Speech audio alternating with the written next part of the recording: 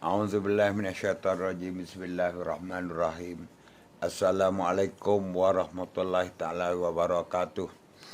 Bismillahirrahmanirrahim. Innahu min Sulaiman wa innahu bismillahirrahmanirrahim. Ala ta'lu alayya wa atuni muslimin.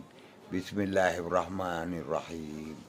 Malam ni saya rasa perlu saya buat satu voicemail malam ni untuk menceritakan bahawa kita tahu negara akan membentangkan bajet pada 7 Oktober tahun ni. Jadi sementara membentang bajet, saya rasa saya boleh membagi idea, cara pendapat saya. Mungkin pihak tertentu akan menilai pendapat ini untuk dijadikan satu sumber kepada bajet negara. Jadi apa yang saya nak cerita hari ini bahawa sebelum ini saya telah laksanakan, iaitu alternative financial engineering adalah betul. Saya juga membuat financial thinking teknologi adalah betul. 2 kali 2 jawapannya tidak 4 adalah betul. Blue sky thinking adalah betul. Zahari Awang solution adalah betul. Melihat suara mendengar bunyi adalah betul. Jadi apa yang dirafikan hari ini, mula cipta rupa nyata adalah betul belaka. Jadi apa yang saya nak cakap pada malam ini iaitu saya telah mencipta satu rekaan di mana saya mencipta domestic direct investments sekiranya dipersetujui oleh pihak tertentu. Domestic direct investment yang saya susun ini menjadikan negara mempunyai pendapatan 5.83 trilion US per year, per annum. Sementara Malaysian Foreign Direct Investment yang saya cipta ini, negara akan melabur di setiap negeri-negeri berdaulat di muka bumi ini melibatkan USD 4.28 trilion dolar.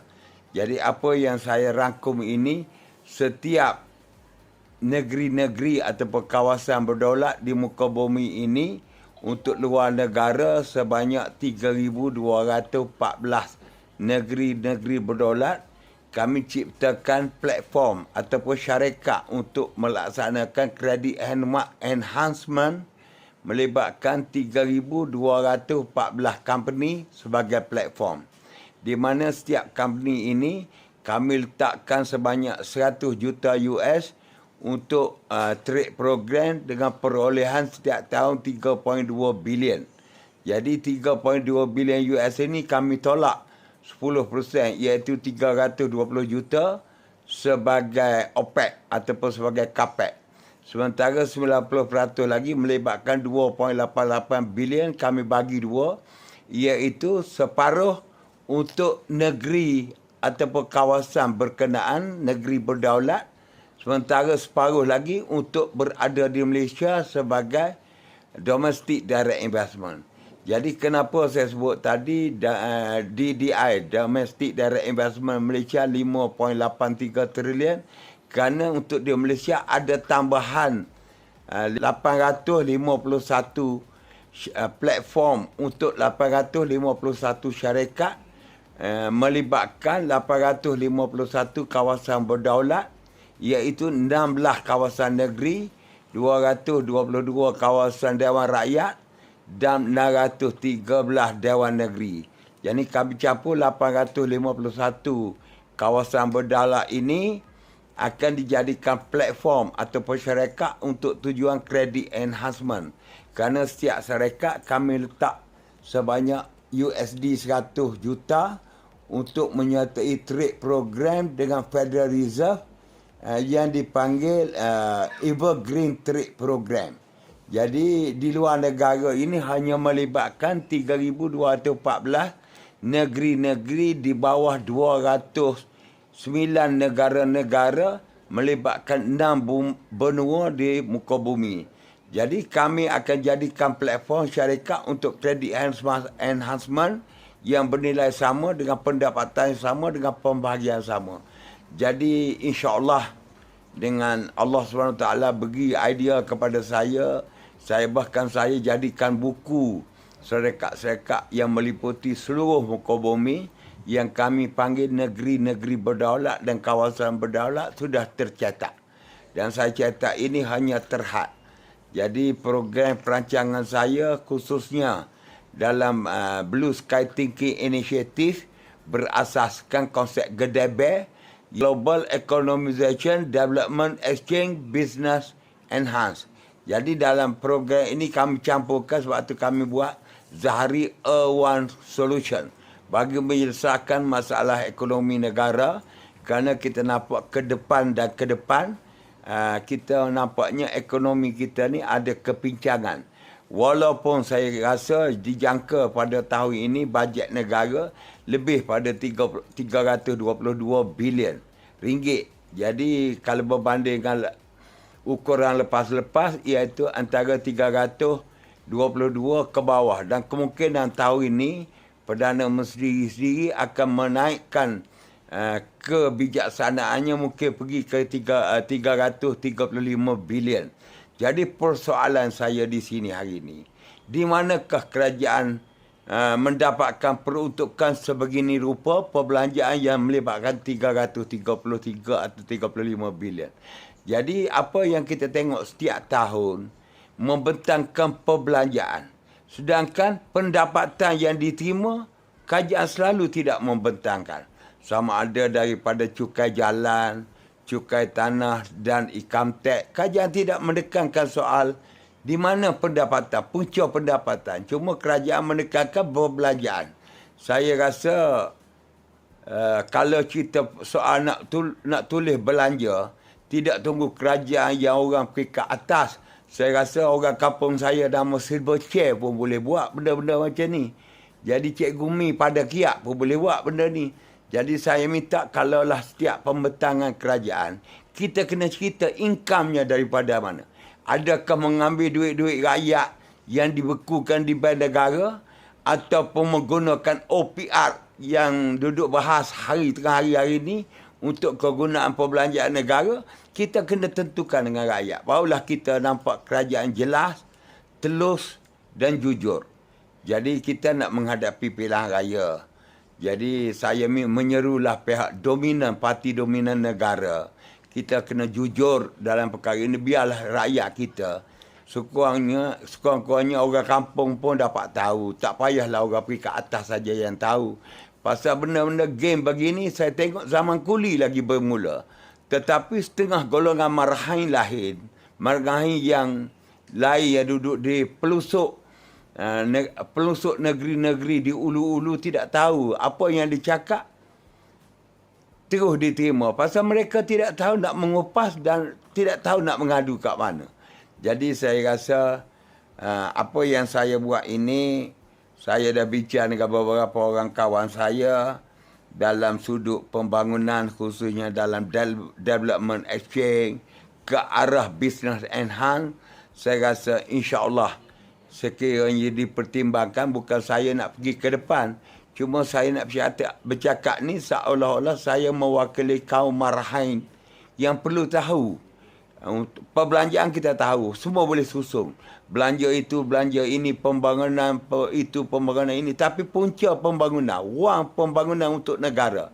Dan kita tahu dengan endemik yang berlaku, dengan keadaan bencana alam berlaku, kesan kenaikan harga makanan, hasil daripada perang Rusia dengan Ukraine, dan kerajaan terpaksa menubuhkan jawatankuasa jawatankuasa menentang inflasi. Tan Sri Anwar, kita tabik juga kepada Tan Sri Anwar yang bekerja bertekulumus sehingga harga barang-barang hari ini kita nampak, khususnya isu-isu semasa seperti sayur, ayam, daging ini dan telur ini benda yang tidak boleh dikawal. Sedangkan penyakit kenaikan barang ni, kalau kita tengok daripada dulu sampai ke hari ni masih belum selesai. Jadi kalau kita tengok musim perayaan, musim kerajaan mengumumkan gaji naik, kaki tangan kerajaan, sedangkan gaji belum naik lagi. Jadi saya berbanggalah walaupun Tan Sri Anwar Musa tidak sebagai orang yang orang kata orang tidaklah peringkat atasan sangat, tetapi saya bangga walau macam mana pun beliau adalah seorang ahli politik Kelantan yang walaupun bumi Kelantan tu mungkin dilahir di bumi Kelantan, beliau masih macam tu. Jadi saya dengan geng-geng saya di Titi Wangsa ini mengucapkan terima kasih kepada Tan Sri Anwar. Saya amat berbangga. Jadi setakat dulu malam ni saya nak cerita soal macam mana membina ekonomi negara. Kita menggunakan asas Blue Sky Thinking Initiative. Jadi bermakna fikiran kita di atas. Jangan, kita tak payah dah pakai menggunakan Blue Ocean Strategy. Ini antara benua, antara negeri. Ini kita lihat daripada atas. Kesusahan rakyat, kepenatan dan kejerihan rakyat hari-hari. Walaupun kita soal bantuan demi bantuan, tapi saya lihat kawan-kawan saya di Titi Wangsa ni ramai juga yang tak dapat apa pun. Jadi apakah manfaat sebenarnya dalam proses yang kerajaan war-warkan hari ini? Tambahan-tambahan lagi yang amat sedih berkait dengan saya cakap sebelum ni, bahawa parti-parti khususnya parti-parti Melayu yang ada di negara kita berpecah dan berpecah, wujudnya lagi parti baru dengan pejuangnya, dengan mudanya, dengan parti ini adalah memecah kebelahkan bangsa. Jadi macam mana penyatuan ini kita nak buat? Kalau berbanding kita dengan parti di negara, walaupun kita nampak Thailand ataupun Korea nampaknya, tapi tidaklah sehebat negara kita dalam memecah belahkan umat warga negara kita sendiri. Jadi itulah daripada saya setakat ni malam ni. Jadi mungkin saya bersambung esok lusa sebelum bajet 7 Oktober. Jadi saya harap apa yang saya dapat, saya timba ilmu di luar negara. Walaupun saya tidaklah belajar peringkat PhD ekonomi, tetapi saya kemampuan ilmu, pengetahuan, pengalaman yang saya ada, alhamdulillah. Sebab tu kata-kata saya, yang mutiara kata saya adalah berbunyi, aku bangga dengan negaraku mempunyai ramai atlet-atlet ekonomi. Tetapi aku lebih bangga kerana aku dapat menyumbangkan medal emas atlet kepada negaraku. Sekian, wabillahi taufik wal hidayah. Wassalamualaikum warahmatullahi taala wabarakatuh. Iyyaka na'budu wa iyyaka nasta'in. Dengan dikau aku sembah, dengan dikau aku memohon pertolongan. Amin.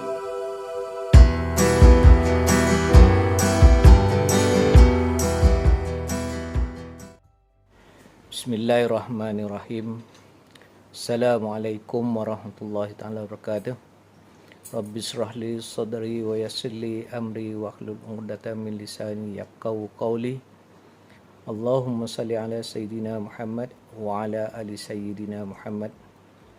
Pada semua rakan-rakan yang sama ada mengenali saya ataupun tidak, di sini saya ingin mengulas sedikit apa yang berlaku pada hari ini dan juga sebelum-sebelum ini, di mana keadaan kita pada hari ini amat menggusarkan setiap warga, netizen, rakyat di Malaysia. Baik di segi politik, sosioekonomi, keagamaan dan juga keakraban antara bangsa-bangsa di Malaysia. Terutama sekali bangsa Melayu yang telah kita merdeka selama 65 tahun. Apa yang kita nampak hari ini adalah tidak sebagaimana yang kita harap-harapkan. Di Twitter, di Instagram, Malaysia mempunyai dah 9 Perdana Menteri yang bertukar ganti. Dibanding dengan Singapura iaitu 3 Perdana Menteri. Sepatutnya negara kita ni lebih membangun, lebih maju dari negara-negara yang saya masukkan. Apa yang saya ingin utarakan, saya pernah ke Korea, pada tahun 2013, dan orang Korea pernah mengatakan kepada saya bahawa pada tahun 1975 mereka belajar padi, menanam padi dengan Malaysia, iaitu Mardi. Apa yang berlaku pada hari ini, padi di Korea setinggi 20 kaki, sedangkan padi Malaysia makin tak ada. Malah kita mengimport daripada negara-negara yang dulu kita sebagai pengeksport padi. Jadi, apa yang saya gusarkan iaitu generasi akan datang. Kalau kita lihat generasi mendatang atau generasi akan datang, kehilangan kepakaran. Keterampilan mereka susah untuk kita yang generasi yang akan meninggal ini untuk meninggalkan apa akan berlaku pada negara pada masa 10 tahun atau 20 tahun akan datang. Kerana apa yang berlaku, sistem membagi umpan atau membagi ikan daripada bui joran. Jadi, skill atau kepakaran yang ada telah luput. Contohnya, di pejabat-pejabat kerajaan, semua kerja-kerja kepakaran seperti membaiki pintu, membaiki loceng telah dikontrakkan. Apa yang berlaku? Kontrak-kontrak ini telah kepakarannya kepada orang-orang yang bukan daripada Malaysia ataupun orang Melayu sendiri. Hingga kan apa yang berlaku kalau dilihat bangunan tidak dicat. Kenapa? Menunggu kontraktor. Kontraktor tamat sebab duit tak ada. Jadi apa yang berlaku, kita sendiri duduk di rumah sendiri, tapi rumah itu sudah husam. Apa masalahnya? Jadi perkara ini harus dipikir pada sesiapa yang ingin menjadi pemimpin, harus memikir apa untuk dibekalkan kepada mereka untuk menerusi generasi yang akan datang.